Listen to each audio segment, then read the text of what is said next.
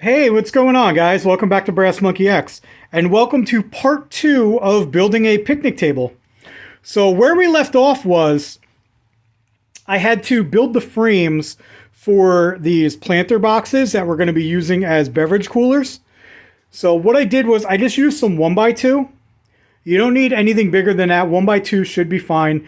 As you can see, I cut them all to length and I'm assembling them now. All you have to do is measure out the side of your planter boxes and just cut them to length all the way around. And then what I'm doing is I'm using some wood glue on all the joints. Now they're just butt joints. I'm not doing anything fancy there. And then I'm fastening them with 18 gauge 1-inch brad nails with my pneumatic nailer there. As you can see, I'm just using like 3 nails in each joint there.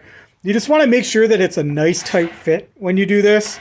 So when you get your measurement, take just a little bit off on each side because you'll want it to be nice and tight because this is going to be living outdoors.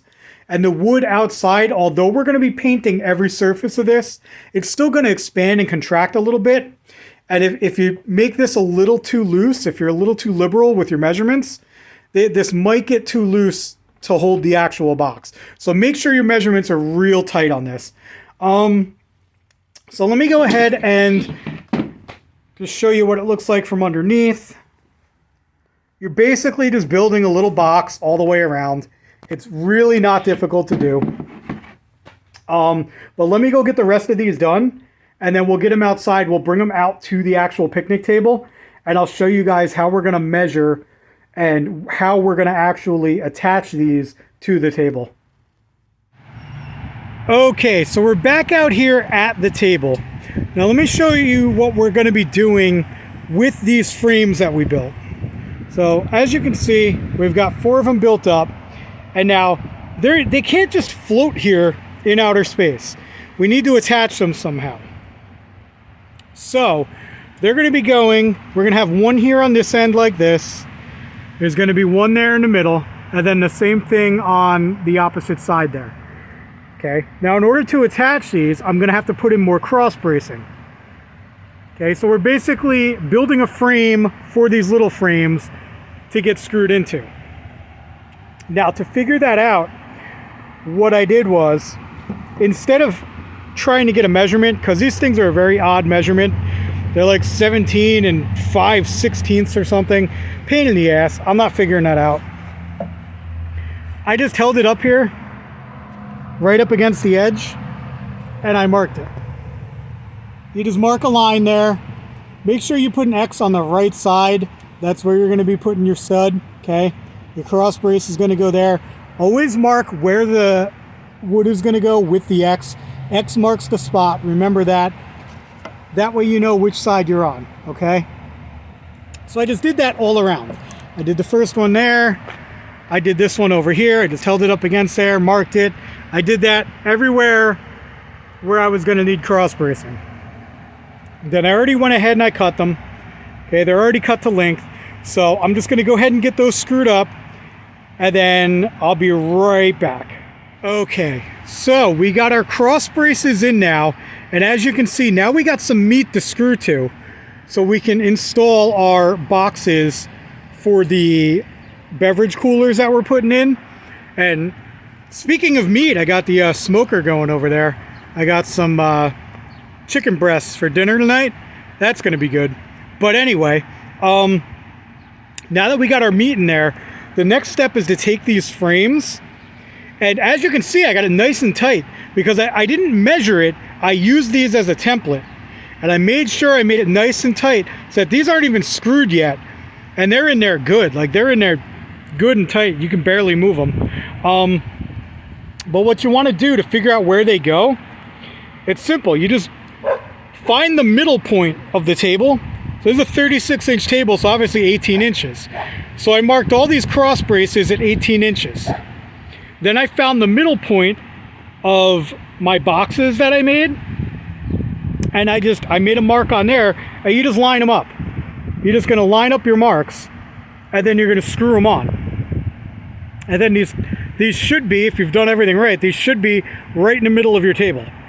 Now, What you don't want to do is put these boxes on flush.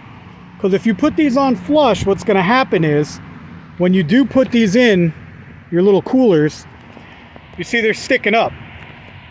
You want the top of this cooler to be flush with this. So you're going to move these boxes down to where the top of your cooler is flush with these cross braces. You don't want it sticking up. That way, when we put the top on it, you're going to see these will be hidden underneath the top. So when they're not in use, you're going to have a plank over them. You won't even see them. Then when you want to use them, you can just lift the plank out and you're going to have a nice beverage cooler. So like I said, you don't want them flush. You want to have that set down a little bit so that the top of the planter box here is flush with this piece of wood. Okay? So give me a few minutes. I'm going to go and I'm going to get these all leveled where they got to be, and I'm going to screw them in, and then I'll show you what I'm talking about. Okay, check it out. So we have the frames screwed up now in between all the cross bracing. Okay, and now this is what I was trying to say. You don't want these to be flush with the cross bracing, and here's why. When you put your planter box in, or your ice box, whatever you want to call it at this point, you want that to be flush with the top of the cross bracing, because when you put your planks on the top, you want it to be able to cover that up. Like, I'm not going to be using 2x3, but just for an example, okay, you want that top plank to be able to go right over top of that, so that when it's not in use, it's hidden underneath. And when you're going to use it, you're going to have a removable plank here that comes off to reveal your ice box. So that's why we set these down a little bit lower than flush. You could see it on all of them there. Okay? That's why we did that. Now, if you really want, which I think it's overkill, you could put some more bracing in here and put 2x3 from here to here and then screw the sides to that. But I think that's overkill. This should be fine. These are on here plenty good. They're stiff. They're not going anywhere. And they're just holding ice and some beverages. You know, it's not holding up a house, guys. It's just a picnic table. So, video number 3, you're going to see me put the planks on and how we're going to hide these underneath. And we're going to cut out those planks that are removable. So we're going to show you how to do that in video number 3.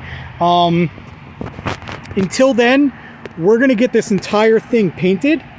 You want to paint this whole thing, and it's a lot easier to do it now than after I got the top on. So that's why we're going to paint it and then come back with video 3, which is going to be the top. You want to get the entire thing coated, okay? Because this is going to be outdoors. So you want to use a really good paint. Make sure you get an exterior paint. Something like this. We got the Glidden Premium. It's a little more expensive than the basic stuff, but it's the exterior paint and primer in one, and it's a little bit of a higher end than the basic stuff. We're actually going to be going with this color here. So it's going to look like that. It's sort of like almost like a spicy brown mustard color, but it's kind of yellow, but it's kind of green. It's really cool looking color. It's called Bitter Lemon. We got it at Home Depot. If you want to match your color up, do a color like that. But that's the color we're going to be painting it. So me and the wife are going to get this painted, and then I'll be back in a few days to do the top with video number 3. So thanks for tuning in, guys. I appreciate you watching, and we'll catch you next time.